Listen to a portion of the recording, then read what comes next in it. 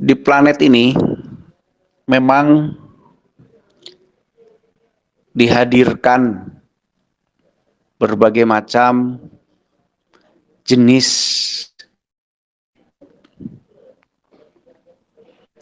bukan jenis kehidupan, tapi jenis hidup dulu. Misalkan jenis hidup tumbuhan, jenis hidup makhluk hidup gitu ya. Makhluk kan ciptaan atau buatan. Ya, buatan yang hidup lah. Tumbuhan, binatang, dan manusia salah satunya. Semua ada rancangan awalnya.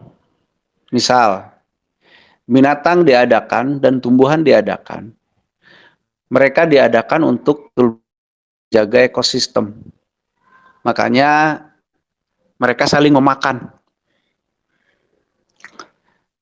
Memakan di sana bukan dalam hal rakus, tapi menyeimbangkan keadaan.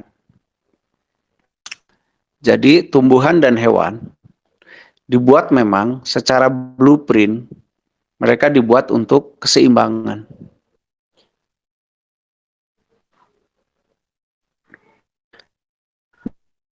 Sekarang yang katanya manusia, apakah tugas kita atau tujuan diadakan kita sama dengan binatang dan tumbuhan? Kalau sama, samanya di mana? Kalau bedanya di mana? Saya tidak akan bahas ajaran agama manapun.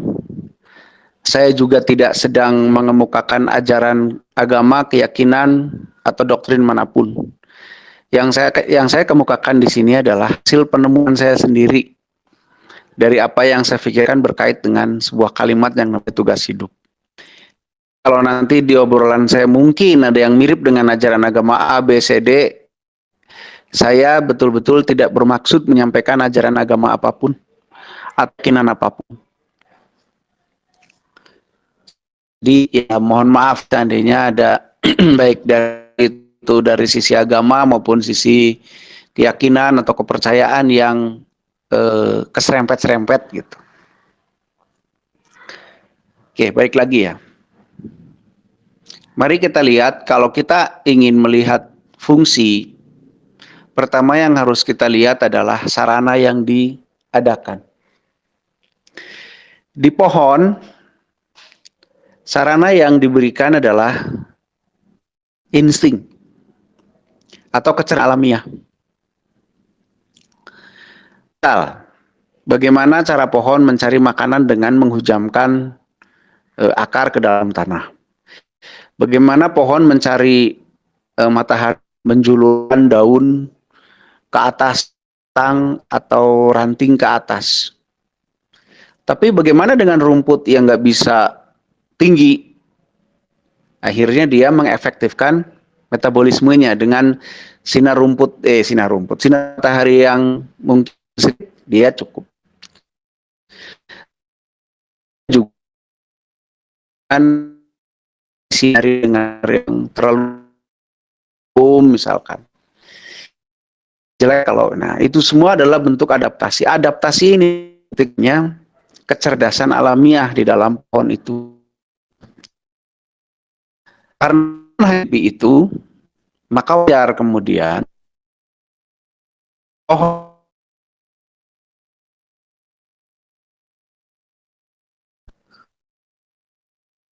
mempertahankan hidupnya dengan cara mencari makan, kemudian menjalankan metabolismenya saja. Hanya sebatas itu. Gitu. Kemudian binatang. Binatang punya modal di dalam tubuhnya itu selain insting atau kecerdasan alamiah, dia juga dibekali sesuatu yang sifatnya lebih mobile lah. Ototnya lebih mobile, pergerakan tubuhnya lebih mobile. Dan di binatang itu di dalam instingnya juga sudah lebih kompleks, mengenali mangsa dan yang lain-lain. Tapi tetap tujuan utamanya ya sekedar cari makan dan bereproduksi seperti pohon. Cari makan dan bereproduksi. Apakah binatang punya pikiran? Punya pikiran mah, tapi bukan untuk berpikir seperti kita. Berpikirnya binatang terbatasi oleh tujuan hidupnya, yaitu mempertahankan hidup dan bereproduksi. Kenapa binatang perlu mempertahankan hidup dan bereproduksi? Karena mereka bertugas menyeimbangkan ekosistem. Kalau mereka punah, ekosistem akan terganggu keseimbangannya. Makanya tiap hari kelakuan binatang adalah mempertahankan hidup dengan cara cari makan dan bereproduksi. Kawin. Nah, sekarang manusia. Manusia modalnya banyak sekali. Selain kecerdasan alamiah yang disebut insting, pun dia punya akal. Akal itu kalau menurut versi saya adalah gabungan dari logika, nurani, dan intuisi. Hanya manusia yang punya. Binatang nggak punya nurani. Intuisi mungkin ada, yang namanya insting itu. Nah, mestinya dengan modal yang sebegitu banyak, belum energinya besar, belum mobilitasnya bisa lebih jauh dari binatang. Mestinya manusia itu punya peran yang lebih dan berperilaku lebih daripada pohon binatang. Tapi secara fakta, mari kita lihat hari ini. Atau diri kita lah, jangan jauh-jauh. Jangan lihat orang lain, mari kita lihat diri kita. Perilaku kita kayak apa sih tiap hari? Kalau diri saya gitu ya, masih satu, saya menghabiskan waktu mungkin 2/3 hidup saya itu untuk cari makan. Sampai ada yang sampai korupsi, ada yang sampai macam-macam lah ya. Itu hanya untuk cari makan, mempertahankan hidup. Yang kedua apa? Bereproduksi. Mau tidak mau harus diakui ya teman. Jadi kalau saya lihat umum manusia justru terjebak kepada kehidupan yang sangat-sangat dasar yang dilakukan juga oleh tumbuhan, yaitu cari makan dan reproduksi.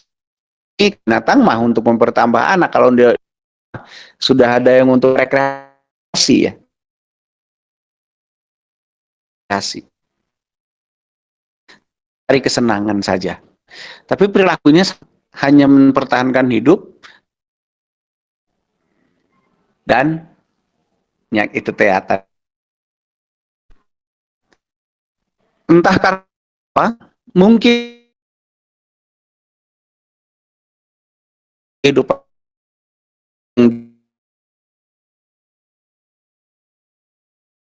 di penulis skenario itu adalah pengontrol sosial lah, pemegang kontrol sosial. Mungkin biar manusia itu betul-betul lupa akan jati dirinya, boro-boro lupa. Itu sih mengandalkan apa? Mengandalkan insting saja, yaitu mempertahankan hidup dengan cara cari makan dan berebut makanan, ujung-ujungnya reproduksi. Dan itu berhasil. Ternyata semua kontrol sosial yang diberikan, baik itu pendidikan, ajaran, maaf satunya lah saya nggak sebut lah ya, bisa jadi polemik, dogma, dan semuanya ternyata membuat manusia tidak bisa menyadari siapa dirinya. Akhirnya apa? Karena dia tidak menyadari siapa dirinya, akhirnya manusia itu tidak mengenal dirinya, akhirnya dia hidup, menjalani kehidupan sekedar mengandalkan insting alaminya. Apa insting alaminya? Yaitu kayak binatang, cari makan dan bereproduksi. Apa serendah itu? Ya bukan masalah rendah tidak rendah sih, tapi mestinya lebih dari itu. Nah, untuk itulah maka kemudian kita dari siapa sih sebenarnya? Mencoba menyadari Siapa itu dalam arti diri ini. Dan kita yang namanya kesadaran, kita kenali tubuh kita nanti kenali pikiran kita kenali software kita kenali ya kalau bisa si ruh kita juga gitu ya. Sehingga kita bisa menemukan blueprint kita. Blueprint itu ya apa ya? Software lah kali ya, data kimia sebenarnya bentuknya. Yang tersimpan baik di DNA maupun di sel-sel kita gitu. Nah, dari situ paling yang kita sebut adalah minat bakat itu paling kasar. Yang sangat kita kenali untuk minat dan bakat. Dari minat dan bakat itu kita bisa memahami atau sedikit mengenali tubuh ini itu punya bekal apa.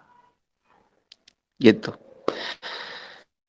Oke, saya balik lagi ke kalimat jalan hidup. Jalan hidup binatang ya untuk penyeimbang. Jalan hidup pohon ya penyeimbang.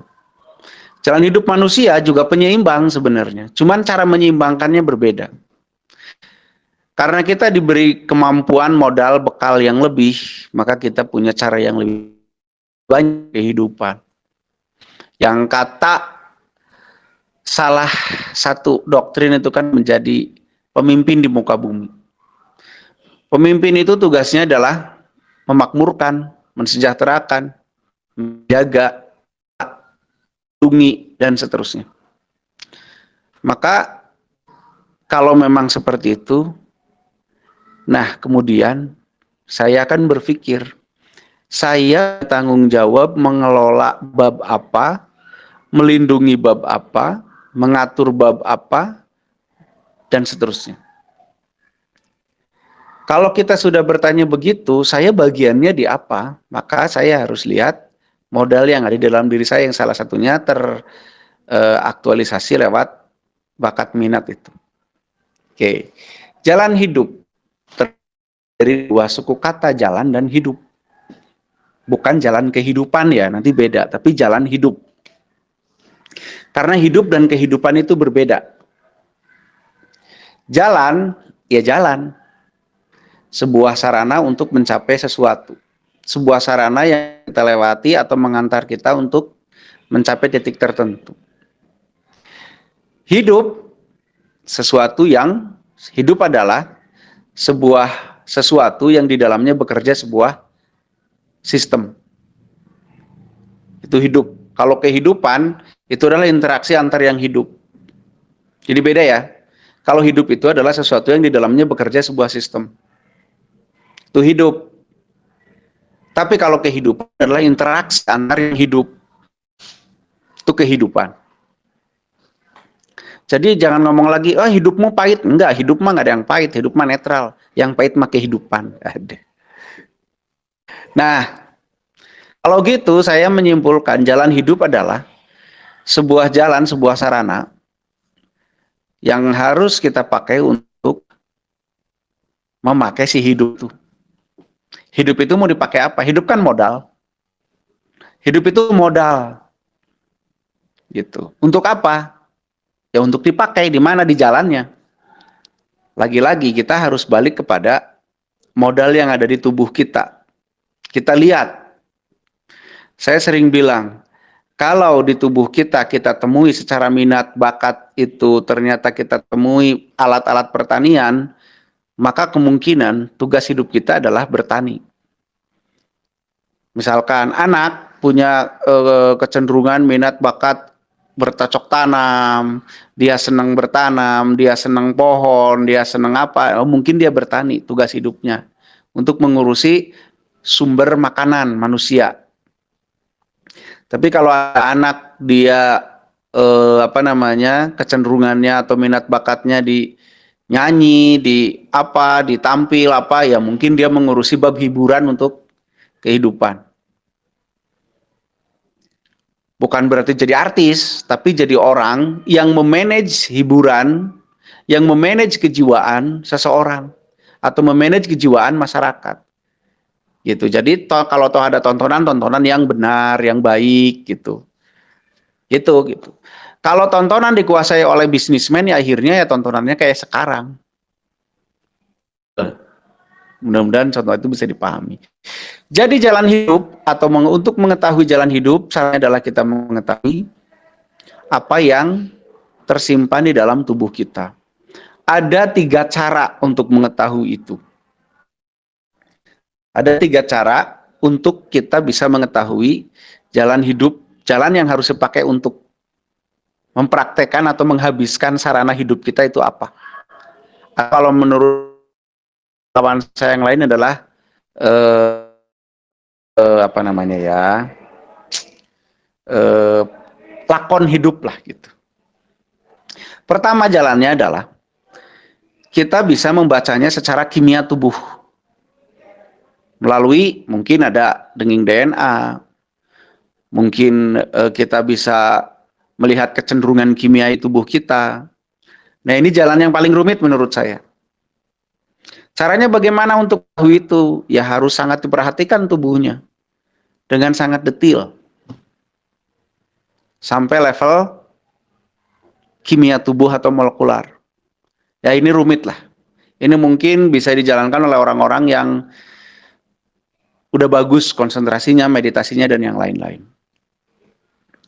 Tapi ada jalan yang kedua. Jalan yang kedua yaitu dengan cara mengetahui minat dan bakatnya. Itu lebih mudah, jauh lebih mudah. Mengetahui minat dan bakatnya. Bisa diperhatikan dari mulai dia kecil sehingga menuju gede, itu bisa diperhatikan dengan baik-baik apa minat bakatnya. Minat bakat itu bukan berarti apa yang disenengin ya. Karena orang bisa berpindah-pindah apa yang disenengin. Ini jangan salah kaprah lagi nih. Oh ini minatnya ini karena seneng ini. Enggak, belum tentu. Belum tentu. Minat dan bakat itu akan terlihat dari berapa cepat tubuh kita itu bisa dilatih untuk sesuatu itu. Kalau betul-betul dia punya bakat di situ, maka tubuhnya akan cepat berakselerasi pada saat dirangsang atau dilatih untuk hal itu gitu. Makanya mungkin orang yang berbakat silat akan lebih cepat benar dilatih gerakan daripada yang sekedar menyukai tapi tidak berbakat. Gitu tah. Jadi sekali lagi melihat minat dan bakat itu jangan berhenti di senangnya apa, bukan. Tapi lihat berapa tubuhnya atau dirinya seseorang itu bisa cepat dilatihnya gitu. Cepat menguasainya. Orang nggak bakat juga dilatih dengan tekun bisa menguasai sesuatu, tapi dengan bakat dia akan lebih mudah. Nah itu salah satu indikator. Yang kedua, yang harus selain minat dan bakat, yang ketiga cara yang ketiga adalah dengan memperhatikan alur hidup kita, alur kehidupan bukan alur hidup ya, alur kehidupan. Apa sih alur kehidupan? Alur kehidupan adalah di mana kita menjalani kehidupan ini dari waktu ke waktu, dari kesempatan ke kesempatan, bukan dari waktu ke waktu, tapi dari kesempatan ke kesempatan. Kita perhatikan dari situ betul-betul, dari mulai kecil, misalkan saya sendiri nih. Ini langsung pakai contoh aja biar ada jelas ya. Kalau teori tentang alur nanti malah ngejelimet. Saya sendiri misalkan, dari kecil saya 5 tahun sudah belajar ngaji dan mengajar ngaji. Itu 5 tahun. Kemudian makin besar, ya mungkin umur 10 tahunan gitu, 6, 7, 8, 9, 10, saya mulai dalam tanda petik mempunyai murid ngaji lah gitu. Punya murid. Setelah itu, setelah besar, SMP, saya punya anak asuh. Setelah besar lagi, saya mengajar. Setelah besar lagi, saya jadi ustadz. Asli ya, saya pernah jadi ustadz. Pernah itu. Setelah besar lagi, saya mengajar lagi. Nah, dari kecil sampai besar, kok saya tidak jauh-jauh dari urusan mengajar, urusan mengelola orang, urusan mengurus orang, urusan, ya kayak gitu-gitu. Nah, dari situ, tanya jiwa saya atau hati saya nyaman nggak menjalankannya? Kalau saya nyaman, bahagia, bukan senang ya, tapi bahagia. Nanti apa bedanya senang dan bahagia? Nantilah kita bahas. Kalau kita menjalaninya bahagia, merasa hidup di situ, merasa hidup itu hidup gitu di situ, ya mungkin secara alur kita bisa menyimpulkan, oh mungkin tujuan saya dilahirkan adalah untuk mengelola manusia dalam bidang apa gitu. Nah, jadi tiga cara lah yang bisa ditempuh. Cara pertama betul-betul kita bisa memperhatikan kimia tubuh kita. Gitu kan? DNA juga kan kimia tubuh kan. Terus kalau itu sulit, kita coba perhatikan minat dan bakat kita. Tubuh kita itu lebih mudah dipakai, diajarin, diaktifasi di bidang apa.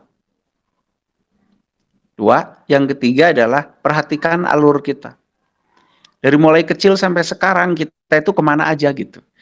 Lebih cenderung lebih sering kita tuh kecemplung di bidang apa aja. Di bab apa. Atau kita tuh selalu ditarik ke bab apa gitu oleh kehidupan ini tuh.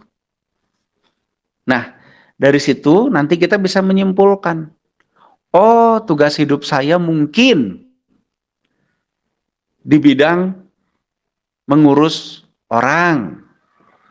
Nah, kalau sudah meyakini seperti itu, berarti selanjutnya apa? Biar kita bisa betul-betul menjadikan itu jalan hidup dan jalan hidup kita sukses. Satu, pegang ilmunya, kuasai ilmunya. Yang kedua, kuasai medannya. Yang ketiga ya jelas, kuasai diri sendiri. Karena cobaan itu nanti datangnya dari diri sendiri, bukan dari orang lain. Gitu. Yang membuat kita konsisten atau tidak konsisten kepada jalan hidup yang menurut kita sudah ditemukan itu kan bukan orang lain, tapi diri kita sendiri. Makanya, kuasai ilmunya, kuasai medannya, dan kuasai diri sendiri.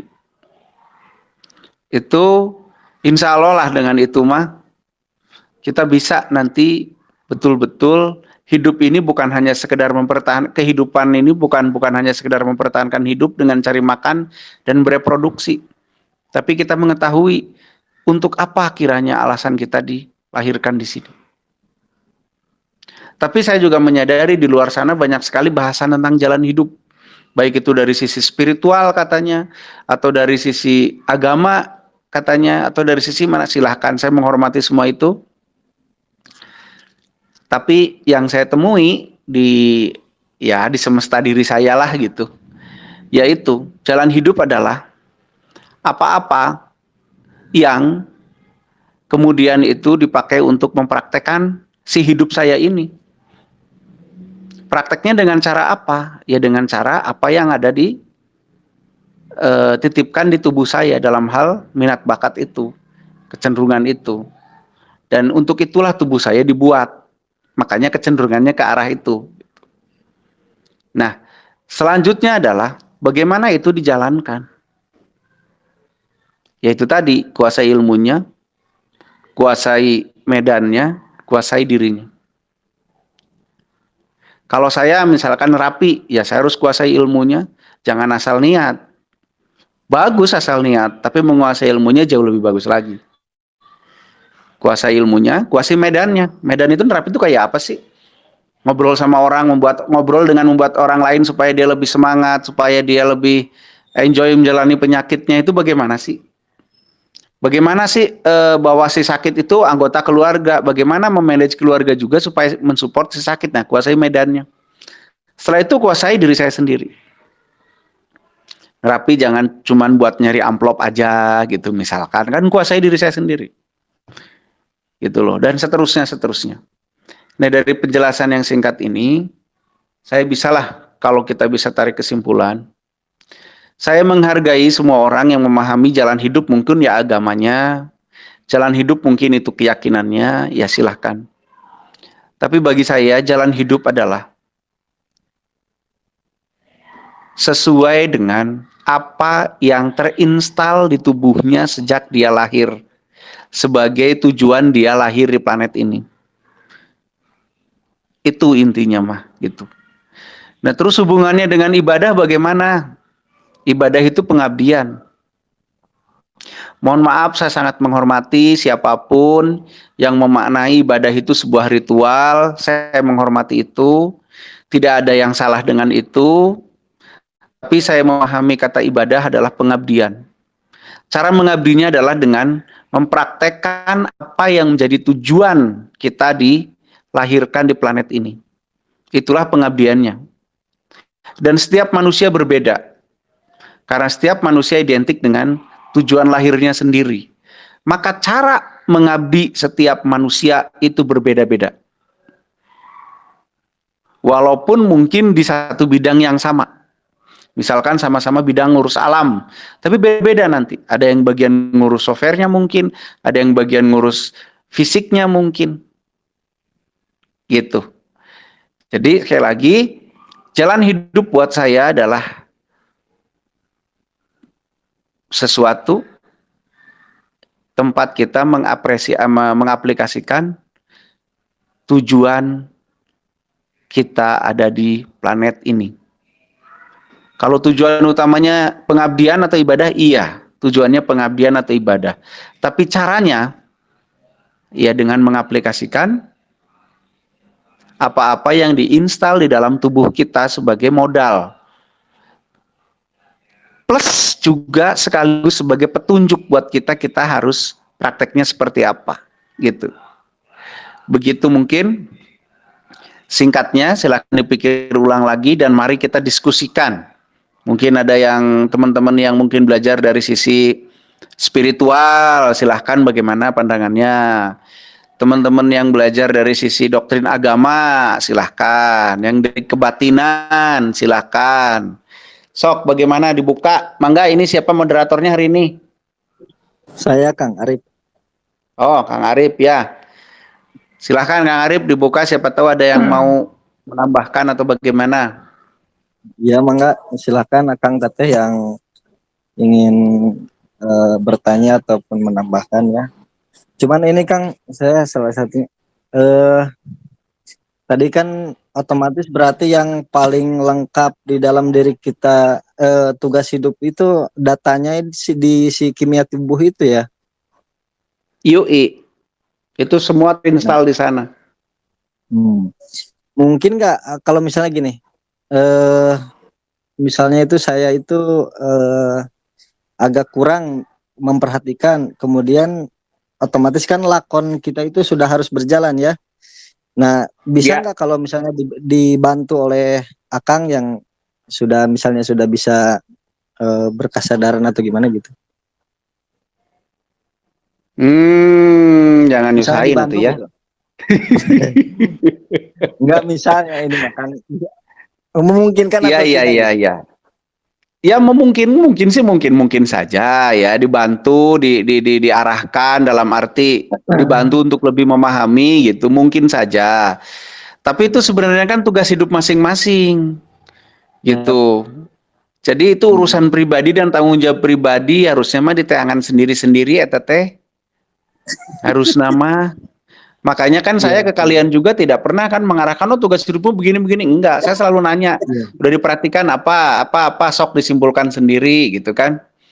iya betul. Dan Kang Diki juga nggak asal kamu ini enggak. Karena semua itu harus ditemukan sendiri. Gitu. Seperti bersaksi dengan menyaksikan araz atau ya Tuhan gitu ya. Itu kan tugas sendiri sebenarnya. Paling saya akan bantu cara-caranya gitu. Iya, iya. Itu pun sejauh yang saya alami gitu. Iya, iya. Jadi Terus jangan encan minta bantuan, asa nggak asik gitu. misal gitu kan ada yang misal udah uzur gitu usianya. Ya itu mah DL lah, DL itu mah, Del ya derita loh. DL itu mah. Terus Nantinya malah kalau bingung ya, Kang. Kenapa? Iya, nantinya malah bingung setelah tahu tugas hidupnya apa. Nah loh, gue mesti gimana gitu kan. Ya itu tadi setelah tahu tugas hidupnya segera kuasai ilmunya, kuasai medannya, kuasai dirinya. Iya, iya, iya. Gitu. Ya. Iya, iya. terus Ya ini sok yang Kang lain satu mangga. lagi. Sok apa-apa. Eh, Kalau misalnya semasa hidupnya tidak tahu dengan tugas hidupnya itu gimana? Ya dadah we eta mah. Dulu jam. Silakan maknai sendiri. Oh, siap Karena siap kita kan siap. belum bahas hidup setelah kehidupan ini ya. Iya iya iya. Kan saya belum bahas bagaimana kehidupan setelah kehidupan di planet ini secara kasat mata Iya iya. gitu. Tapi saya hanya bisa ngomong ya dadah we tama DL. Detail. Cerita lo itu. Ya kebayang aja Arif disuruh bertugas di satu tempat ya kan. Iya Di iya. surat job disknya ada di dalam suratnya nggak pernah dibaca, nggak pernah dibuka, jadi Arif kan ugal-ugalan akhirnya hidupnya. Iya. Ya kira-kira gimana gitu kan, ya terserah itu mah. Jadi pas balik itu ditanyain surat yang dahulu mana?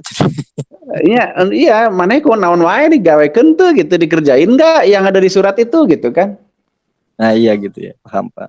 Ya gitulah kurang lebihnya. Siap. Mangga Kang Tete yang ingin bertanya ataupun menambahkan silahkan. Pesertanya udah banyak. Sok silahkan yang punya 29. pengalaman, punya ilmu dibagikan di sini. Assalamualaikum Kang. Waalaikumsalam. Ini mau nanya nih satu aja Kang. Bagaimana Ya, cara mangga. menguasai diri? Bagaimana cara menguasai diri itu ya? Ya, Oke. itu yang pernah. Oke, saya coba jawab ya Kang ya. Menguasai diri. Menguasai diri terbentuk tersusun dari dua kata yaitu menguasai dan diri. Menguasai di situ maknanya kan bukan berarti merajai ya. Menguasai di situ adalah mengelola, mengendalikan. Apa yang dikelola dan dikendalikan? Diri. Apa itu diri? Nah, balik lagi. Diri teh apa tuh ya? Diri itu adalah sesuatu yang tersusun dari dua unsur besar. Unsur pertama unsur fisik. Unsur fisiknya terdiri dari casing atau badan, software atau nyawa atau program, dan ruh sebagai catu daya atau baterai. Itu fisiknya. Karena badan tanpa software nggak jalan. Badan tanpa software tanpa baterai nggak jalan. Baterai doang nggak jalan, software doang nggak jalan. Si fisik itu. Fisik harus tiga-tiganya ini ngumpul. Pun dengan yang namanya batin atau kesadaran. Kesadaran juga menurut saya terdiri dari tiga unsur, frekuensi atau vibrasi. Nah itu belum, ya ciratin aja sekarang lah ya, nggak apa-apa. Mudah-mudahan pada sabar. Pertama frekuensi atau vibrasi dari araz ya. Yang kedua dari rob, yang ketiga dari otak sendiri. Itu kesadaran. Nah, kalau ingin menguasai diri, ya harus memahami, menguasai si dua unsur besar ini. Maka itulah dalam rangka menguasai diri, kita harus memahami dulu casingnya. Di dalam casing ada apa? Di dalam casing ya ada sel, ada jaringan, ada otot, ada organ, pun ada ego di sana.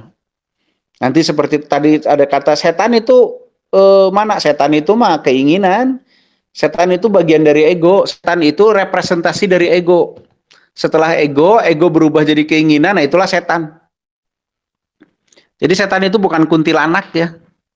Bukan. Setan itu representasi dari ego. Setelah ego berubah jadi keinginan, nah itulah setan.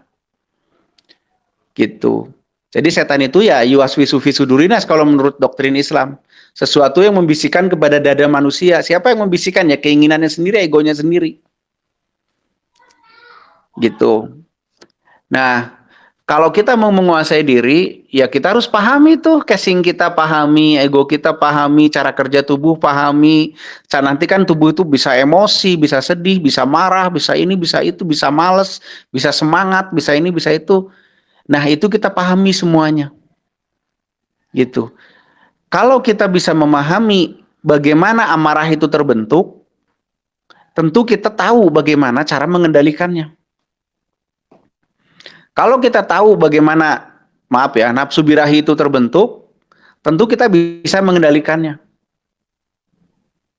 Jadi kalau orang yang kawin melulu gitu dengan alasan boleh, itu mah menurut saya maaf-maaf ya. Terlepas dari katanya boleh atau tidak, ya tidak bisa mengendalikannya saja. Kenapa tidak bisa mengendalikan? Ya tidak tahu bagaimana proses terbentuknya. Nanti belum pikiran. Konsentrasi ada menyederhanakan pikiran, pikiran tidak bisa disederhanakan. Pikiran akan terus bekerja seperti monyet yang lincah. Konsentrasi itu apa? Mengabaikan. Diabaikan saja, pikiran nggak bisa dikosongin, nggak bisa. Kalau ada orang ahli spiritual, ahli ngomong apa, mengosongkan pikiran, ya saya sih salut lah gitu. Setahu saya pikiran tidak bisa dikosongkan, pikiran akan tetap bekerja. Yang bisa kita lakukan atau yang disebut konsentrasi adalah kita lebih memperhatikan satu hal dan mengabaikan yang lain. Begitu, karena diabaikan seperti tidak terasa, padahal ya ada tetap begitu. Nah, kalau pertanyaannya bagaimana menguasai diri, ya kuasailah hal-hal seperti itu. Semuanya sampai kita bisa mengendalikannya dengan baik dan benar sesuai dengan arah dan tujuan jalan hidup kita itu yang sesuai dengan blueprintnya. Misalkan saya harus nerapi orang blueprintnya. Kan kadang datang malesnya, kadang datang beteknya, kadang datang ini itunya. Nah, bisa nggak dikendalikan itu? Ya tentu untuk bisa mengendalikan kita harus paham dulu. Begitu Kang Ansori ya? Kurang lebihnya lah. Iya, iya. Terima kasih. Nanti nanya lagi nih, masih mikir. Oh, sok mikir dulu. Sok yang lain. Assalamualaikum Silakan ya. yang dulu. Waalaikumsalam. Ya, ada 2 pertanyaan yang ingin saya tanyakan. Mangga. Pertama tentang minat dan bakat. Ya. Kalau di psikologi itu apakah memang caranya mereka itu efektif mengetahui minat dan bakat seseorang? Oh, yang psikotes itu ya? Ya. Kalau Ya, di terus? budaya zaman orang-orang tua zaman dahulu itu seorang bayi diperlihatkan peralatan-peralatan pekakas-pekakas di lantai atau di tanah, terus si Dia bayi milih itu gitu ya? memilih, ada yang ngambil Iya. pacul, linggis, atau peralatan Kalau lain. saya duit diambilnya. Jadi bayi itu dianggap atau dikondisikan dia milih pacul, berarti dia Iya. nanti masa depannya di sawah gitu. Atau Iya. dia milih apa gitu. Nah, Iya. untuk Ya. yang kedua ini saya mengalami banyak pengalaman dengan orang-orang terdekat saya. Orangnya itu kebanyakan keras kepala. Oh iya kalau lembek mah ngeri atuh. Mulai dari orang tua, keluarga orang tua, terus dari teman sendiri. Itu keras kepalanya nggak bisa dinasehatin gitu. Misal kalau negatif, dibilangin negatif mereka nggak mau gitu. Iya, terus? Tahu kan harus tahu positif atau negatifnya. Enggak, sudah negatif dikasih nasihat bagaimanapun mereka tetap melakukan itu di luar norma dan aturan yang sudah berlaku disepakati di masyarakat. Mereka nggak mau itu. Mereka maunya ibarat komputer itu kita nge-cheat atau nge-hack agar gimana suasana yang dia inginkan tuh dicurangi untuk sesuai keinginannya gitu.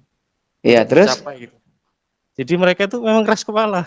Diberitahu ini step bagiannya belum sampai sini, jadi jangan coba-coba melompat ke sana. Iya. Kok maunya kok langsung lompat dan sesuai keinginannya gitu. Padahal tahap-tahapnya itu belum selesai. Iya. Makasih, Kang. Iya, itu berarti bukan pertanyaan ya, curhat itu Maya. Oh iya, maksudnya bagaimana mengatasi orang yang seperti ini tuh? Oh gitu. Kirain curhat doang. Yang pertama saya lupa tadi nanya apa. minat bakat itu Oh iya iya iya iya iya ya. Lupa inget. Iya iya sip sip. Oke, pertama yang psikotes itu ya. ya Kang. Tanpa saya berniat menghakimi keilmuan yang lain. Ini mah pengalaman saya. Saat di psikotes dulu saya nggak serius jawabnya. Karena saya lagi main bola gitu ya, di sekolah itu disuruh beres istirahat, saya masih pengen main bola, terus disuruh psikotes. Akhirnya saya pikirannya lagi main bola dan jawabannya kepengen cepet selesai aja. Dan saya pikir bukan hanya saya yang saat psikotes itu jawabannya ya nggak terlalu serius-serius amat. Gitu. Nah, kalau seandainya psikotes itu dilakukan dan yang ngejawabnya ternyata nggak serius, ya tentu hasilnya tidak efektif ya kan, untuk mengetahui sebenar-benarnya apa minat dan bakat si orang tersebut. Gitu. Jadi kalau begitu apakah psikotes itu efektif? Dengan sangat hormat menurut saya kurang efektif karena tergantung yang ngejawabnya. Kadang-kadang yang ngejawabnya juga bingung, nggak ngerti gitu kan. Saya tuh senengnya apa sih gitu loh. Gitu kan. Jadi kurang efektif. Yang kedua, cara yang dilakukan oleh nenek moyang kita itu sebenarnya adalah simbol kepada orang tua, bukan kepada anak. Ajaran kepada para orang tua bahwa merdekakan anak lu. Merdekakan anakmu untuk memilih cara hidupnya sesuai dengan dirinya. Itu simbol. Jadi bukan berarti nanti anak milih pacul dia jadi tukang tani, bukan. Itu adalah ajaran yang isinya simbol kepada para orang tua untuk menghormati kedaulatan anak. Gitu. Karena setiap orang yang saya bilang tadi, setiap orang bertanggung jawab hidup sesuai dengan blueprintnya masing-masing. Maka tidak boleh ada orang tua mengarah-ngarahkan. Tidak boleh. Kamu harus masuk ke sini, kamu harus ngambil ini, kamu harus jadi itu, jadi ini, nggak boleh. Orang tua itu hanya bertugas memberi sarana untuk anak ini bisa menjalankan hidup sesuai dengan blueprintnya. Bukan mengarah-arahkan sesuai keinginan orang tua. Satu. Yang kedua, ilmu dan pengalaman orang tua walaupun itu setinggi langit, itu tidak akan pernah 100% cocok dengan apa yang akan anak hadapi.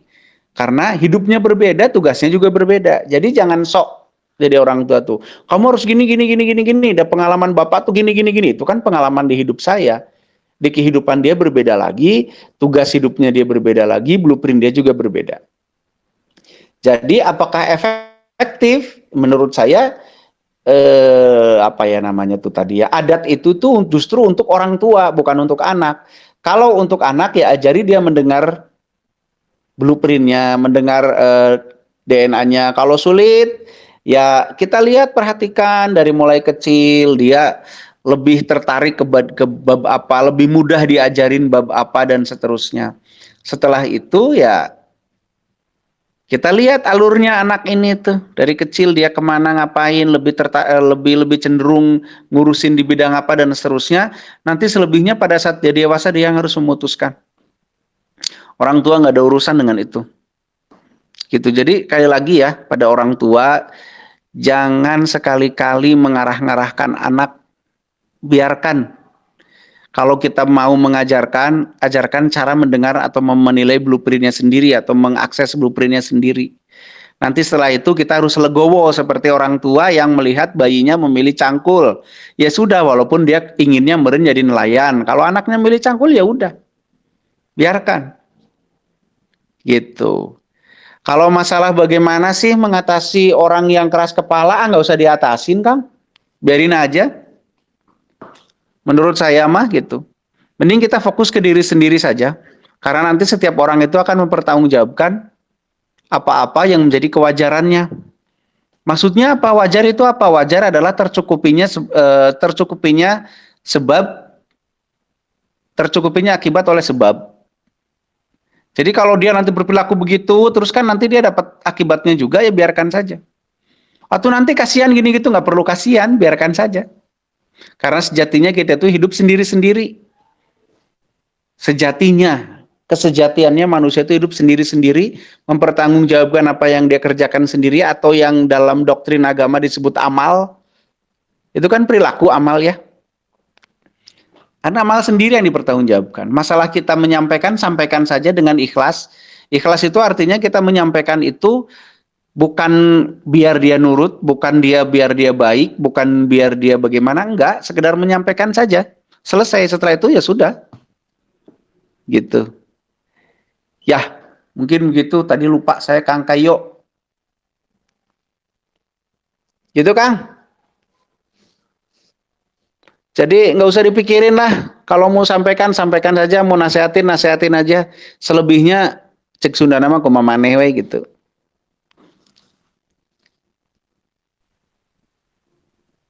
Nggak ada suaranya nih Kang Kayo nih. Ya, silakan Kang Kayo. Makasih. Ya, makasih. Ya, Jadi nggak usah dihateannya Kang. Nggak usah Iya. diambil hati. Biarin nanti tiap orang mendapatkan buah dari perilakunya sendiri, biarin aja. Kalau toh itu orang tua sendiri, bapak sendiri, apa sendiri, sejatinya mah hidup itu sendiri-sendiri, tenang aja. Ya Kang, makasih Kang. Ya, oke. ya silakan Yuk yang lain. lainnya.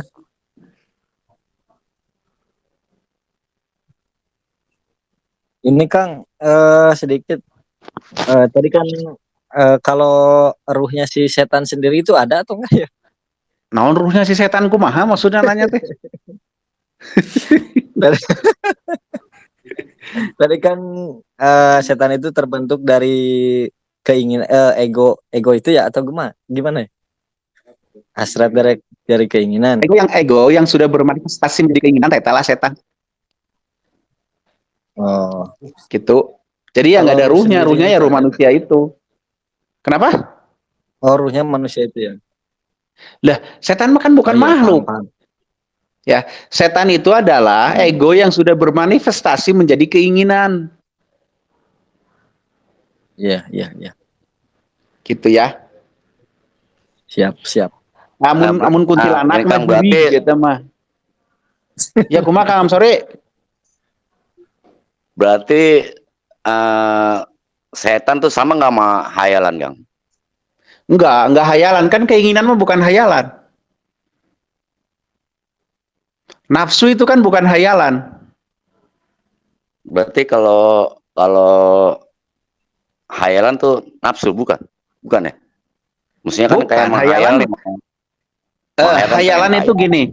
Hayalan itu kan sesuatu yang real life ditarik kepada nggak real life, itu kan hayalan jadinya. Misalkan Akang berhayal pengen punya motor gitu ya. Hmm. Nah, itu kan bukan nafsu, tapi suatu keadaan ditarik kepada alam pikir. Itu menghayal namanya. Tapi bukan berpikir, karena berpikir mah membahas atau mengelola atau berpikir itu kan membahas data. Kalau ini mah hanya membayangkan kejadian. Itulah menghayal gitu. Jadi setan dengan hantu itu dibedain ya, tolong ya. Jadi setan itu bukan hantu. Setan itu adalah ego yang bermanifestasi menjadi keinginan. Itulah yang dinamai sebagai sayatin atau setan. Tapi yang namanya hantu itulah ada jin yang menampakkan diri gitu kan, yang mampu menembus ke dimensi kita, itu jin. Gitu. Jadi tolong dibedain tuh antara setan dengan hantu. Gitu. Siap. Kan kalau orang marah-marah namanya kesetanan kan, bukan kehantuan ya. Iya kan? Si eta mah kesetanan, bukan kehantuan. Orang marah kan karena ego. Jadi namanya kesetanan, bukan kehantuan. Ego yang berlebihan mungkin ya Kang ya. Ya, yang sudah bermanifestasi menjadi keinginan. Iya. Gitu.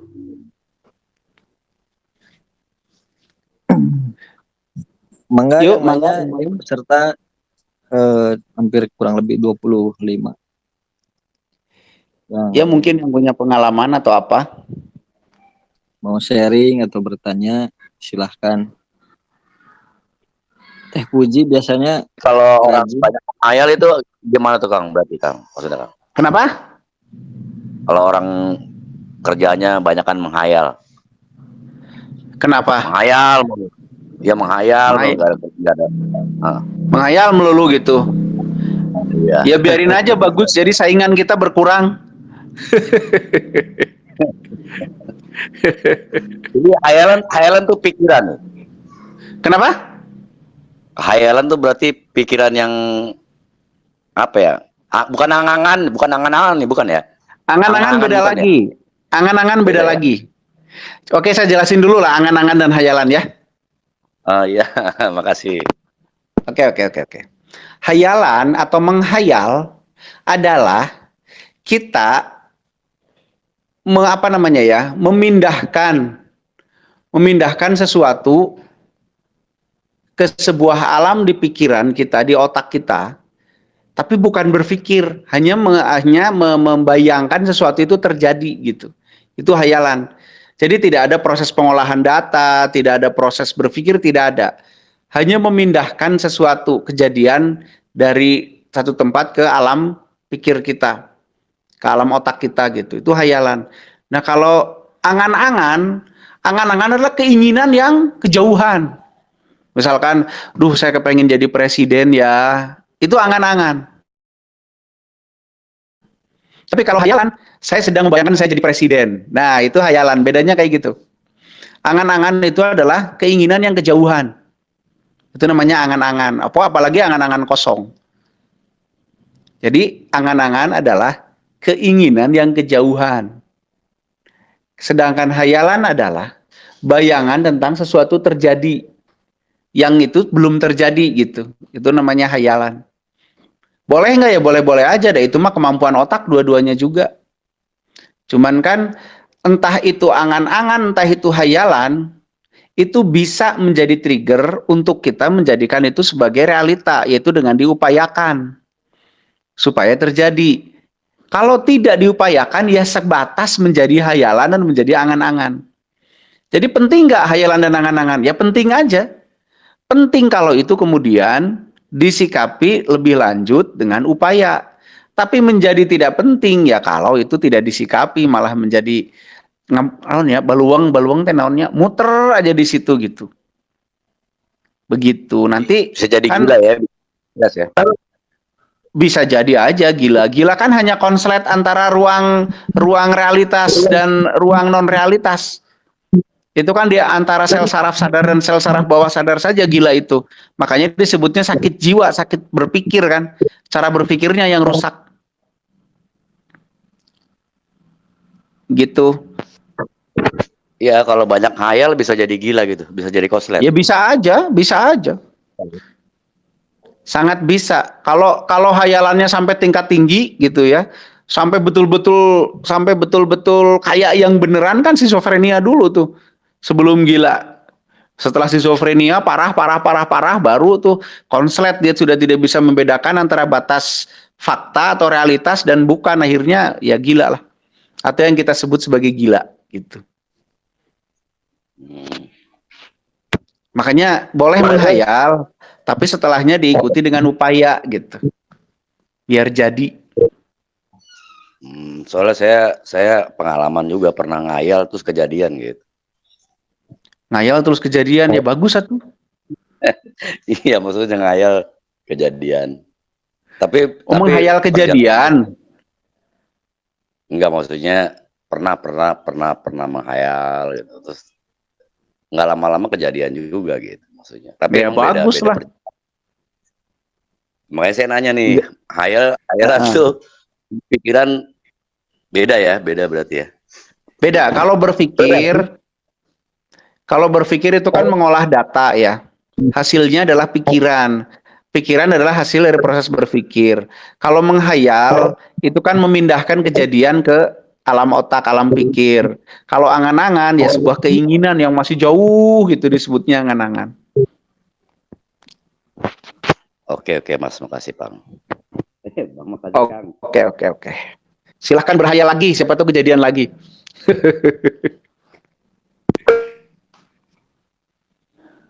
Ayo yang lain. Enggak, yang lainnya silahkan. Teh Puji, mana Teh Puji? Biasanya suka nanya. Iya nih Kang Rocky. Kang Puji gimana? untuk mengetahui blueprint kita itu satu di antaranya tuh melalui kimia tubuh itu dengan alur DNA ya. Iya, betul. Alur DNA ini pengaruh juga enggak di kehidupan sebelum kita ini? Maksudnya kita Bisa jadi pengaruh. masih Jadi kehidupan gini. Iya. Saya jelaskan ya biar nggak rancu ya, Teh Puji. ya kudu dijelasin Kang. Sok lah, mangga. Oh gitu. Iya lah. Ya sudah. Gini. Sekali lagi saya mohon maaf kepada siapapun yang mungkin secara doktrin nggak pas dengan apa yang saya akan jelaskan ini. Bahwa segala sesuatu yang ada hari ini adalah berasal dari masa lalu. Segala sesuatu yang ada hari ini adalah berasal dari masa lalu. Tapi berapa persen yang berasal dari masa lalunya, nah itu yang membuat setiap individu kemudian berbeda-beda. Ada yang balik lagi software dan ruhnya, ada yang ruhnya saja gitu kan ya. Kalau dengan fisiknya sih enggak. Nah, masalahnya kan kalau yang software atau nyawa dan ruhnya balik saja, atau yang disebut reinkarnasi itu kan tetap fisiknya baru. Casingnya baru. Artinya DNA itu adanya kan di casing. Bukan di software atau di ruh. Jadi DNA yang baru ini, tubuh yang baru ini membawa data baru, bukan data yang dulu. Si nyawa dan ruh yang dulu, bukan. Tapi kok bisa nggak DNA yang baru ini terpengaruhi oleh data-data yang lama yang tersimpan di software dan ruh mah nggak nyimpen data ya, di software? Ya bisa-bisa saja. Bisa saja software yang ada data yang ada di software itu kemudian mempengaruhi data yang ada di DNA. Itu bisa. Jadi biar jelas, bukan DNA yang berulang dari masa lalu, tidak. Nggak ada DNA yang berulang. DNA mah baru, casing baru dari orang tua baru, kan begitu. Tapi data yang dari nyawa lama atau softwarenya lama itu bisa mempengaruhi DNA baru. Makanya maaf ya, sekali lagi saya mohon maaf kepada yang doktrin tidak sama dengan ini. Bisa saja satu orang yang software atau nyawa dan ruhnya dari masa lalu tugasnya sama terus, itu aja terus gitu. Di dalam berbagai kehidupan tugasnya etawe itu aja terus sama gitu. Itu bisa saja seperti itu. Karena ada pengaruh dari data yang ada di softwarenya. Jadi memang beberapa teman ada yang rancu menjelaskan ini seolah-olah DNA-nya itu lama, nggak bisa, DNA itu baru karena casingnya baru. Nggak ada casing yang hidup terus-menerus. Nggak ada. Walaupun software dan baterainya lama, tetap casingnya mah baru dari orang tua yang baru. Membawa data yang baru, tapi bisa saja mungkin terpengaruhi oleh data-data yang ada di software lama. Begitu. Jadi pada teman-teman yang masih menjelaskan bahwa misalkan ada yang trace DNA tertua gitu ya. Bagaimana DNA tertua? DNA jelas-jelas adanya di tubuh. Tubuh itu kan baru. Gitu. Yang membawa data tertua ya softwarenya atau nyawanya. Begitu mungkin Teh Puji ya. Gini Kang. Oke, kita punya di kehidupan sekarang kita orang tua, kita melalui kelahiran dari orang tua yang berbeda. DNA kita kan dari DNA dari bapak dan ibu ya. Sementara kita sendiri kan membawa DNA sendiri gitu kan. Nah, tidak, kita tidak membawa DNA sendiri. Jadi DNA itu kan gini, DNA itu kan unsur asam karbon di dalam tubuh. Dan itu diturunkan dari kedua orang tua. Yang kalau toh kita, misalkan saya orang reinkarnasian, yang terreinkarnasi itu software sama ruhnya saja. Tubuhnya mah tidak. DNA itu adanya di tubuh, tidak di software. Gitu. Sok DNA kan kepanjangnya kan apa tuh? Ribonukleosid apa gitu ya. Itu kan struktur asam amino, asam apa gitu. Makanya disebutnya asam DNA dan asam RNA. Itu kimia bentuknya. Jadi tidak terwariskan dari masa lalu, tidak. Itu mah diwariskan dari kedua orang tua. Penyusun tubuh DNA mah Hmm, gitu.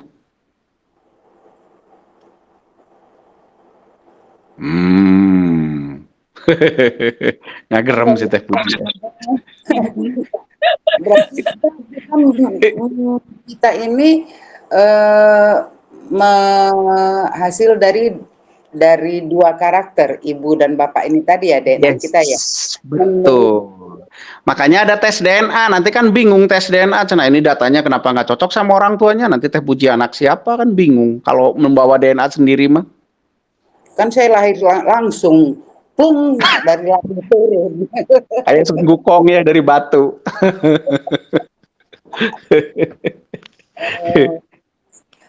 Gitu. Gimana dengan diriku Kenapa? ini sisi kimia tubuh tadi tuh gimana dengan diriku yang sekarang gitu, sementara diri ini adalah hasil dari dua DNA ini tadi gitu loh.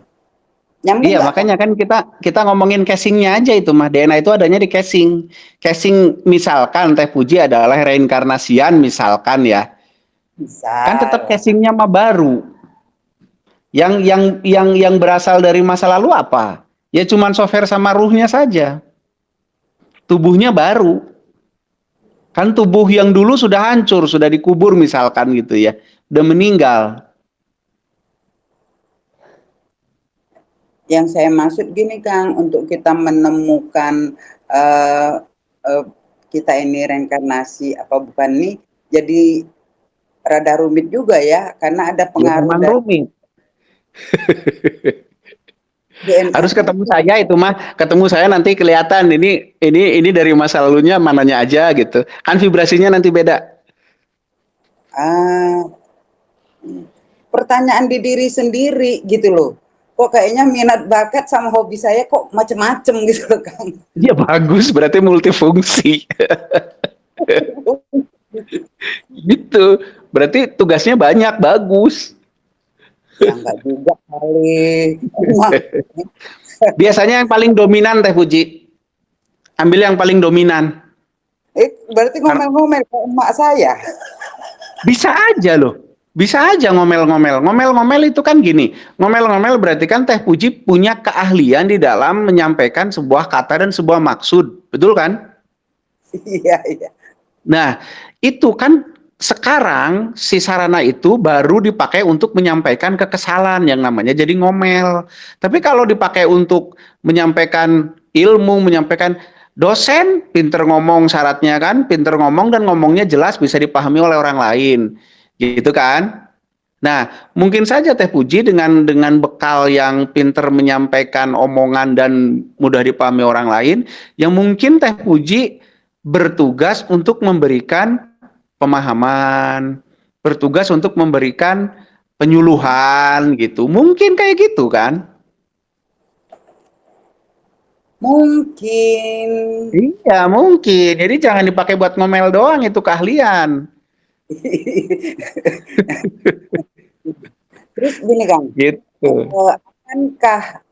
akankah terjadi seandainya kita mencoba untuk mengacak DNA kita, gitu loh, akankah terjadi?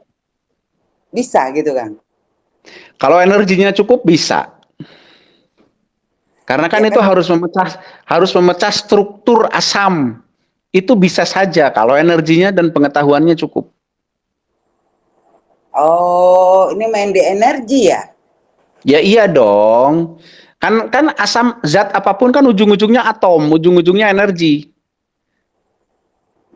Berarti fokusnya Makanya ilmuwan sekarang juga kan bisa menciptakan ras. Misalkan ras jagung super yang tahan penyakit, tahan ini ada ras ini nih gitu kan. Itu kan ngoprek dari DNA-nya. iya. Iya, jadi kita juga bisa kalau cukup pengetahuannya dan cukup energinya. Gitu. Oke. Kalau kita nggak pakai alat. Kalau pakai alat ya harus pakai alat. Mau misalkan anak yang rasnya bagus, suruh kawin aja orang Indonesia sama orang Barat, mancung, lucu. Ya itu kan ngoprek DNA namanya. Eh, ya kalau udah jadi gini, masa kita mau ngoprek DNA-nya kita kudu ini lagi Nah, udah bapak kalau gitu mau kan. kalau udah kadung jadi gitu kan ya. Udah kadung jadi kayak saya nih, kok kepengen hidungnya mancung. Dari DNA-nya ya itu yang pakai energi. Oh, Gitu, tapi buat apa juga gitu loh. iya iya iya iya. Itu Kang, kalau jurus DNA gimana tuh Kang? Soalnya saya pernah ngikut Iya, juga ya. itu. Jurus DNA mah hanya sekedar nama ya, nama dari gerakan yang melintir-melintir. Jadi jadi itu mah jurus penyaluran aja sebenarnya. Apakah sampai mempengaruhi DNA ya tergantung energi yang dihasilkan ya. Gitu. Buat Tapi ngoprek bukan DNA itu identik. tadi kan ngomong. Iya, ya itu maksud saya. Jadi jurus itu bukan untuk ngoprek DNA. Jurus itu hanya Oh sebuah enggak. nama jurus untuk penyaluran hawa gitu.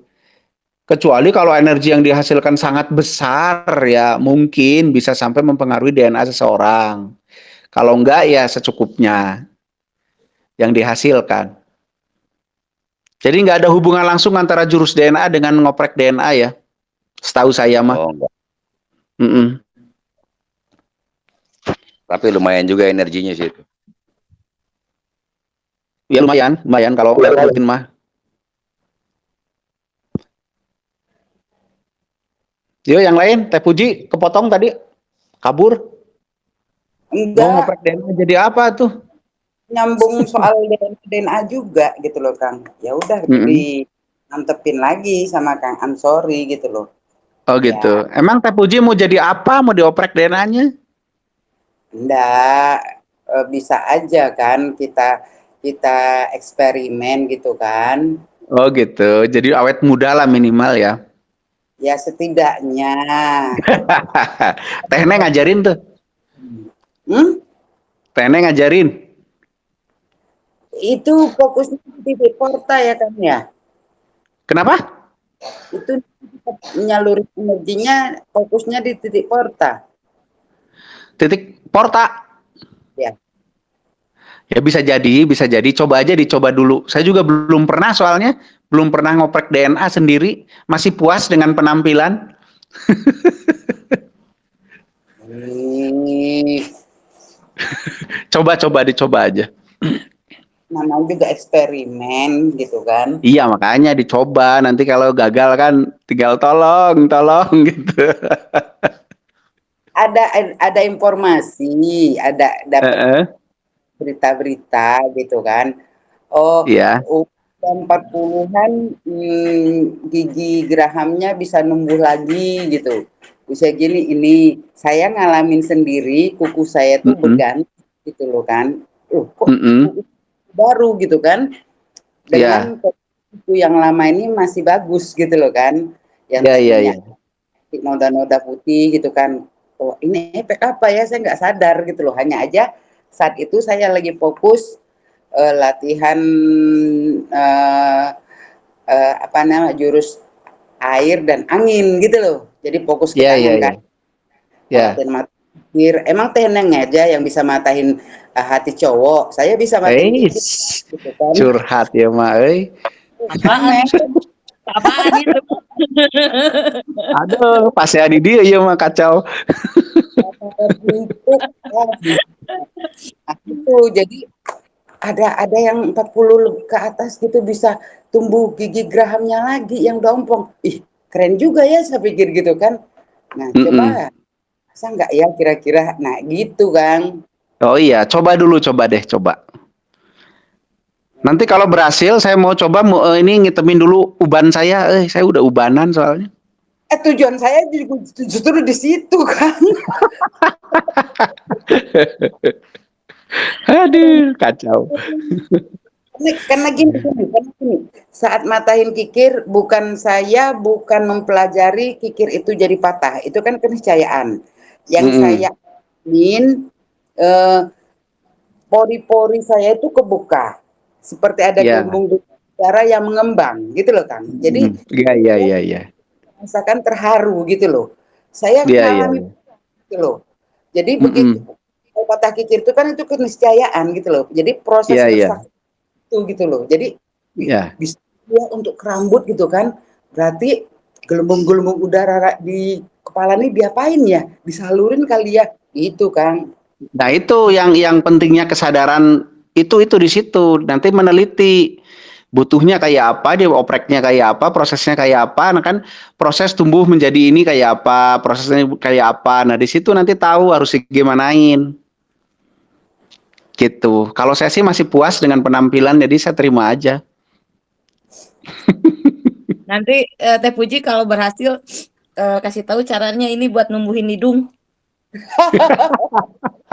Biar nggak minimalis mulu. Udah tolong ya curhat, bukan waktunya curhat ya. Nanti. Ya yang lain. Ini malah orang pada curhat lagi. Yang lain. Begini Kang, Yang lain. berarti mungkin ya bisa nge-retrace si software sama nyawa itu tersebut. Bisa.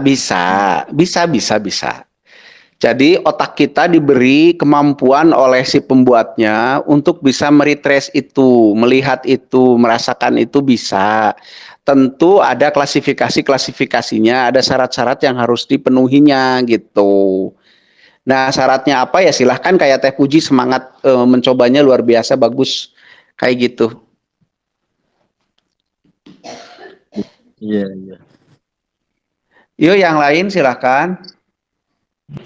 Silahkan yang lain. Halo. Bang Doni. Halo, Assalamualaikum. Waalaikumsalam. Jelas Kang? Sama rasa Kang. Mau nanya nih Kang. Ini tentang apa ya? Lupa lagi. Oh, reinkarnasi. Yang namanya reinkarnasi itu kayak saya pernah ini Kang apa? Pernah ke sana tapi ke Pekanbaru ya. Tapi saya belum pernah ke daerah situ. Tapi kayak pernah kayak gitu ibaratnya. Pernah Itu dejavu, hidup Kang. di masa itu. Apa? Itu dejavu namanya, bukan reinkarnasi. Itu nama kejadiannya namanya dejavu. Iya kayak pernah hidup di situ kayaknya, tapi gak pernah ke situ. Iya, itu namanya dejavu. Itu adalah Dejavu. potongan puzzle yang otak Akang tangkap. Oh, Gitu. Saya bilang gini ya, reinkarnasi itu saya tidak berani sebenarnya membicarakan ini di muka umum. Karena pemahaman kita memang masih sangat bervariasi tentang itu, bahkan pengertian tentang reinkarnasi aja kita belum bagus. Kebanyakan orang berpikir reinkarnasi itu adalah orang yang lahir kembali. Sedangkan orang, individu yang namanya manusia itu terdiri dari casing dan non-casing. Casingnya terdiri dari fisik atau tubuh, badan, terus software atau nyawa, dan ruh atau baterai. Nah, mana yang berputar kembali? Semua berputar, maksudnya gini, semua yang berasal dari sini, yang sekarang ada itu berasal dari masa lalu, karena hanya diputar-putar saja. Yang di galaksi kita aturannya kayak gitu. Di galaksi yang lain mungkin beda. Di ruang keroban nanti berbeda lagi. Tapi di galaksi kita memang aturannya gitu. Ada black hole, ada white hole nanti itu. Nah, cuman apa yang kembali lagi? Tentu tidak dengan casing-casingnya. Ada yang kebanyakan paling banyak adalah ruhnya doang. Dan ruh itu sifatnya netral, tidak punya memori. Jadi kalau ada orang mati, ceret gitu ya, ruhnya langsung pindah ke calon hidup baru. Gitu loh. Tapi ruh ini tidak, baterai ini tidak punya memori. Yang memori bisa tersimpan adanya di software, di nyawa. Itu bisa menyimpan memori. Gitu. Jadi ya kalau yang seperti Kang Doni alami mungkin saja sih ya, mungkin aja gitu. Gitu loh. Mungkin saja bahwa itu reinkarnasi. Ya silakan diteliti lebih lanjut saja. Apakah iya reinkarnasian atau hanya sekedar dejavu atau bagaimana? silahkan. Tapi biasanya kalau yang reinkarnasian yang nyawa dan ruhnya itu dia orang yang punya tugas khusus biasanya loh ya, maaf biasanya. Dia punya tugas khusus. Ya mungkin Kang Doni termasuk yang punya tugas khusus. Jadi teliti lagi Kang Doni, teliti lagi. Siap, Jangan siap. langsung dipercayain atau jangan langsung tidak percaya. Silahkan diteliti lagi baik-baik gitu. Iya, Si memori-memori itu. iya. Ya, Oke, oke. Ini mau nanya lagi, Kang. iya Ini sok. pengalaman kemarin ini. Saya ini kan lagi demam ini, demam, pilek, batuk, banyak lah yang lah. Mm-mm. Ya gara-gara kabut ini ada kebakaran di hutan. Mana Oh kemarau juga. iya, Ya, jadi timbul sakit saya nih kan. Ini pilek ya. ini ya. Oh iya, pilek. Iya pilek ini. Jadi Mm-mm. kan otomatis saya kerja malam ini kan banyak asap kabut.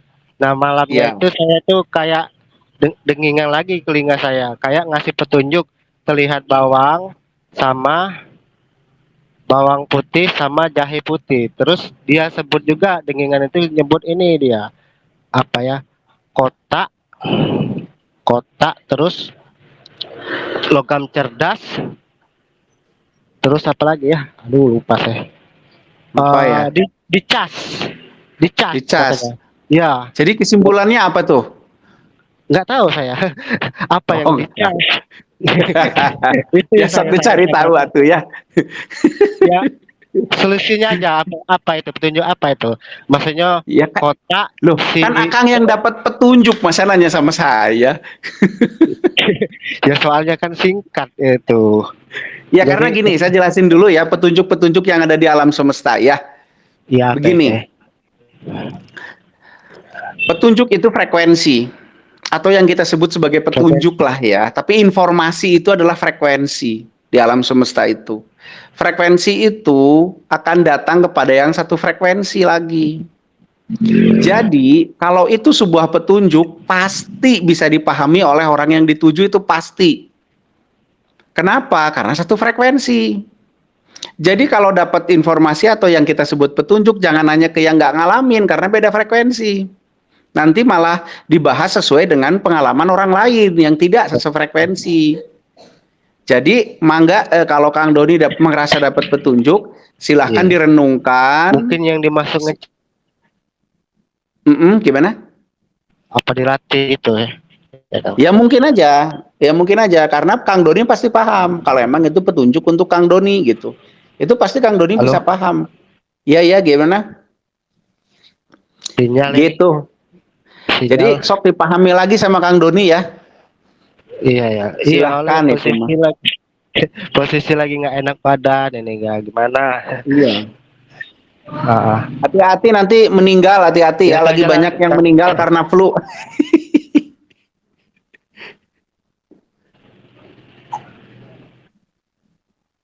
Jadi latihan bawang gimana ini teh ngap-ngap nggak jelas? Makanya ngabe oke nuju flu ya teh. Ah, awas maut. Makanya utang can kebayar. Halo Kang. Tadi Iya, sinyal iya. suaranya putus-putus tadi. Iya, untung sinyalnya putus. Iya, kenapa?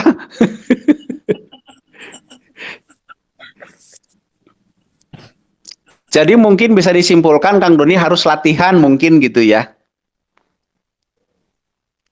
Putus lagi kayaknya ini sinyalnya. Dia putus lagi kayaknya kan. Untuk siklenya putus, Kang. Jadi nggak banyak pertanyaannya. Saya aja deh yang nanya lagi. Yeay. Enggak Teh Suji. So, enggak. Dengan kondisi perubahan alam ini kan pengaruh juga ke kondisi tubuh kita ya Kang ya. Ya. Itu untuk mengendalikannya itu hanya untuk mengendalikan suasana di luar itu, kondisi alam itu kita cukup dengan merubah pola hidup aja. Saya senyumin dulu aja dulu ya. Iyalah. Silakan. Oke. Untuk merubah alam, apakah kita merubah pola hidup? Ya tentu merubah pola hidup dari pola hidup energi kecil menjadi energi besar. Sehingga kalau energinya sangat besar kan bisa mempengaruhi alam gitu. Merubah pola untuk energinya besar, merubah pola hidup dari malas latihan ke latihan. Gitu, Teh Puji. biar Bang Doninya biar cuma denger kan, karena kan serinya kan Iya, pola hidup kalau gini ya, sebenarnya kan di dalam yang hidup itu kan bergerak ya. Hidup itu bergerak terus. Bergerak itu kan salah satunya adalah berpindah dari satu keadaan ke keadaan lain yang namanya apa tuh namanya tuh beradaptasi kan. Nah, cuman kan kita kadang nggak sabar memberi ruang tubuh kita untuk adaptasi. Kita pengennya enak dulu, jadi nggak mau sakit, nggak mau pilek, nggak mau demam, kan gitu. Padahal itu wujud dari adaptasi, proses adaptasi, gitu. Tapi kalau yang dimaksud Teh Puji adalah mempengaruhi alamnya supaya menjadi baik, menjadi ini, menjadi ya tidak seperti ini gitu. Ya memang kita ada syaratnya itu. Syaratnya energinya cukup, pengetahuannya cukup. Gitu karena merubah molekular itu tidak mudah. Mempengaruhi molekular itu tidak mudah sekedar merasakan energinya sendiri dan berjoget-joget gitu. Itu tidak semudah itu. kenal juga belum dengan si molekuler, kenalan juga Nah, belum. gitu. Ya itu kenal aja enggak nyuruh-nyuruh gitu kan. Iya. Ya gitulah. Tapi kalau bisa bisa. Kalau masalah merubah pola hidup iya dong. Harus merubah pola hidup dong. Gitu. Misalkan eh, waktu belum musim kabut asap ya nggak pakai masker. Kalau sekarang banyak asap ya pakai masker gitu. Ya itu kan merubah pola hidup. Atau kalau banyak asap jangan bernapas gitu kan. Ya itu merubah pola hidup juga. Kan jadi nggak akan sakit gara-gara asap Metong kalau dong. nggak napas. Innalillahi ya tuh kan. Kan merubah pola hidup jadi pola paeh. Kang, dulu pernah Hmm. dengar ya kalau blueprint itu ada di tulang belakang katanya. Iya, terus? Bener nggak itu teh? Iya bener, bener, bener. Tapi di Kayaknya otak juga ada loh gitu loh, ya. Nggak salah, tapi di otak juga ada gitu. Di sel juga ada gitu. Makanya satu sepotong rambut teneng itu kan mengandung DNA teneng. mm-mm. Nah DNA itu kan isinya informasi. Ada RNA-nya kan di DNA itu. Nah RNA itu kan mengandung informasi. Segala macam informasinya ada Atau gitu. menyalurkan hapan ke tulang belakang bisa nyari blueprint. Bisa, tapi tidak sesederhana itu gitu. Ya, Iya. kalau disebut bisa bisa, tapi tidak sesederhana itu. Karena jangan pikir blueprint itu seperti gambar. Jangan pikir blueprint itu kayak nonton TV. Jangan mikir kayak gitu. Blueprint itu kimia. Itu data nanti di otak nongolnya. Hmm, Gitu. ya, ya, ya, ya. Ya.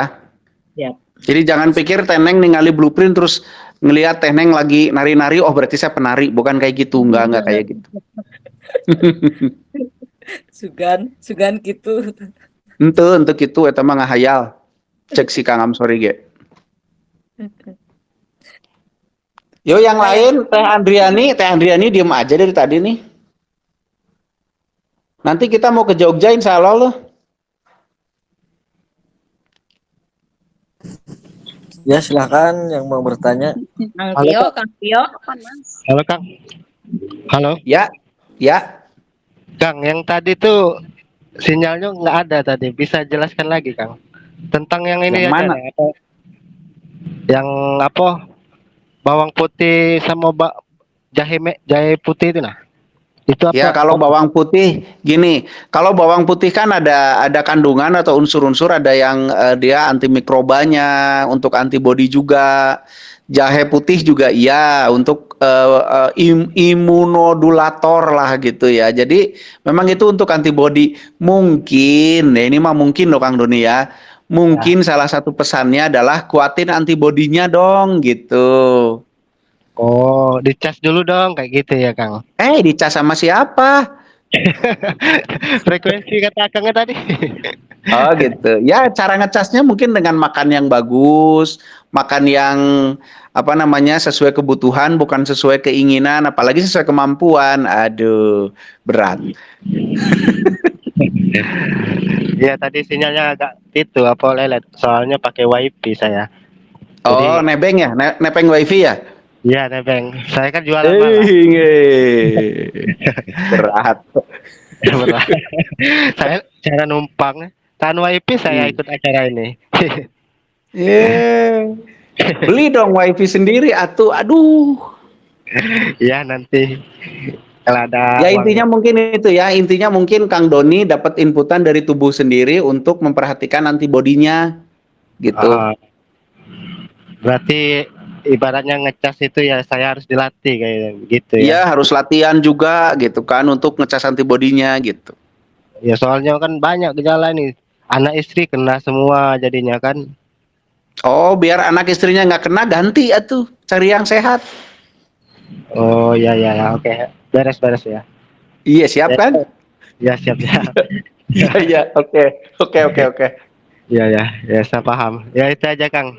Yuk, mangga, mangga. Ini udah 10 menit lagi. Oke, satu pertanyaan terakhir ya sebelum saya simpulkan.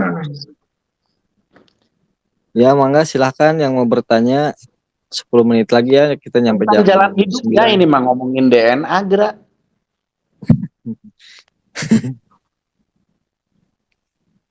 Satu lagi kali nih Kang. Sok. Mangga. Eh, Bagaimana biar ngilangin rasa males gitu Kang? Ya tinggal jangan males, gampang apa susahnya sih? Nggak, maksudnya berpikirnya tuh gimana gitu biar nggak malas gitu. Oke, saya mau nanya, kenapa Akang suka males? Berpikirnya gimana? Ya malas aja. Ya sudah, tinggal nggak usah males gitu aja. Sama kan? Nggak, barangkali ada jalan keluar gitu Pak. Jalan keluarnya itu Pak jangan males. Kang, biar maksudnya biar semangat gitu. Ya itu tinggal semangat. Biar Oke, saya semangat. jelaskan ya tentang kejiwaan. Sedikit. Oke, Kang Amsori, begini ya, teman-teman semuanya. Jiwa atau representasi pemikiran atau representasi pikiran itu sebenarnya sangat mudah dirubah. Asal kita mau, kuncinya di situ. Mau apa enggak? Kalau masih males, berarti kita maunya memang males. Kalau kita mau semangat, itu hilang sendiri tuh males. Gitu. Nah, orang menteorikan panjang lebar, pretlah intinya mau apa enggak. Gitu. Nah, memang untuk timbul kemauan, kadang-kadang kita perlu data. Kalau lagi malas latihan, misalkan saya nih capek banget badannya malas latihan, saya masukkan data ke otak saya bahwa tugas kamu banyak loh, dan itu semua butuh energi yang besar. Kalau kamu malas, bagaimana dengan tugas-tugas kamu itu? Nah, begitu dari data itu langsung saya semangat gitu. Oh iya, saya mau latihan. Walaupun malas, saya tetap latihan karena saya mau. Nah, mungkin tinggal terserah Kang siapa tadi namanya, Kang itu gitu ya, masukin saja data yang sebanding atau seurusan dengan kesemangatannya. Misalkan semangat cari duit ya, tuh lihat anak istrimu kan sudah mempercayakan hidupnya sama kamu, dia harus dibiayai, masa kamu nggak mau cari biayanya. Nah, misalkan gitu. Misalkan gitu. Tapi intinya mau apa enggak? Itu aja mungkin ya, moderator. Tetap Kang. Pertanyaan ditutup ya. Iya ya. Kesimpulan aja Kang. Oke, simpulan ya. Sekali lagi ya, teman-teman sekalian, lupakan tentang reinkarnasi, lupakan tentang itu karena itu nggak terlalu penting buat hidup kita. Mau kita reinkarnasian, mau ada reinkarnasi, mau kagak, nggak penting-penting amat buat hidup kita. Yang paling penting begini, sadarilah bahwa kita ada di planet ini itu bukan atas tanpa tujuan apa-apa. Ada tujuannya. Tujuannya apa? Tujuannya tersimpan di dalam tubuh kita sendiri.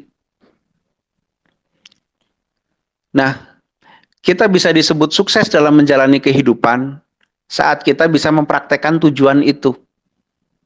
Yang ada yang disebut blueprint itu atau tugas hidup itu. Kita akan disebut gagal pada saat sepanjang hidup kita tidak menjalankan tugas-tugas hidup kita itu atau tujuan kita dilahirkan ke planet ini itu. Ini terlepas dari doktrin agama, terlepas dari doktrin apapun. Tapi kita akan disebut berhasil pada saat sepanjang hidup kita itu atau sepanjang kehidupan kita itu dan sepanjang hidup kita itu kita mampu mempraktekkan apa-apa yang menjadi tujuan lahir kita, menjadi tugas hidup kita. Dan itu tersimpan di tubuh kita sendiri. Wujudnya yang paling mudah sajalah. Kita perhatikan minat dan bakat kita. Yang kedua, kita perhatikan alur hidup kita, membawa kita ke urusan apa aja. Nanti silahkan itu disinkronisasikan dan disimpulkan. Kalau tugas kita memang misalkan hubungannya kayak tadi di Teh Puji, ternyata bagian penerangan atau menjelaskan, ya silahkan. Kita hidup di bidang pertanian, berarti tugas kita adalah mengajarkan orang lain mungkin, menjelaskan pada orang lain mungkin, atau memberikan tuntunan atau apapun. Nah itu silahkan kerjakan. Bukan berarti kita tidak cari nafkah, tidak dikerjakan yang lain juga. Tapi fokus hidup kita adalah ke sana.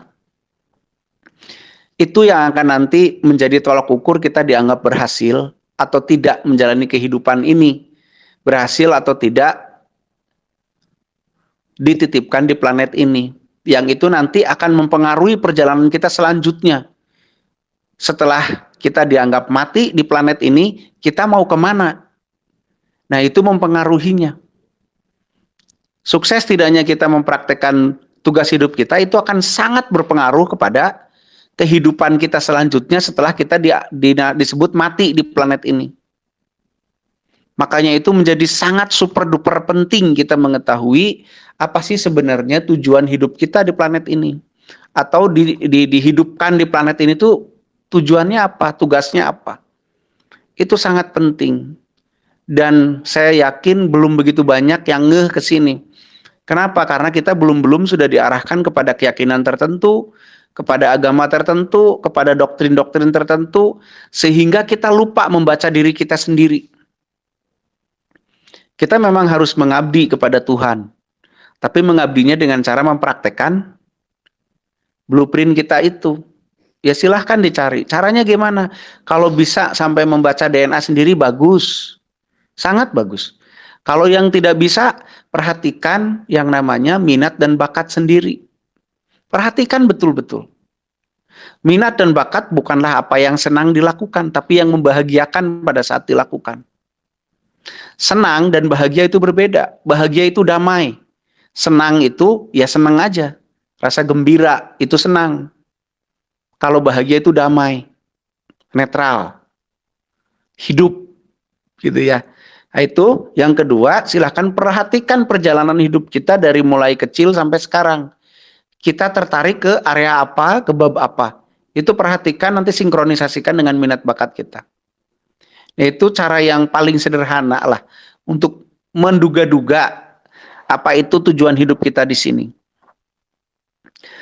Nah, kepada orang tua termasuk saya, kita harus memberi ruang yang cukup pada anak-anak kita untuk menemukan blueprint mereka. Hidup sesuai dengan blueprint mereka, bukan sesuai dengan keinginan kita. Ingat baik-baik itu ya. Jangan sampai kita malah dianggap menghalang-halangi orang untuk menjalankan tugas hidupnya. Walaupun orang itu anak kita sendiri gitu. Ya mungkin gitu aja Kang dari saya. Sekali lagi mohon maaf. Kita bertemu lagi nanti hari Selasa. Silahkan bahasannya mau apa nanti ditulis aja diusul. Tapi kalau bisa bahasan-bahasan yang masih tentang sadar diri, kehidupan dan yang lain-lain. Saya tidak akan membahas dulu yang kehidupan di luar tubuh yang kayak UFO, kayak gitu-gitu. Karena kalau tahu juga buat apa gitu. tahu UFO tuh buat apa sih sebenarnya gitu kan. Nggak ada gunanya juga buat kehidupan kita sekarang. Jadi saya belum mau bahas yang ke sana-sana, silahkan diusulkan, usulnya ditulis, tapi kalau bisa yang masih berhubungan dengan kesadaran, koneksi, dan energi. Silahkan itunya. Mungkin dari saya gitu aja ya, mohon maaf sekali lagi, terima kasih banyak. Sampurasun, Kasadayana.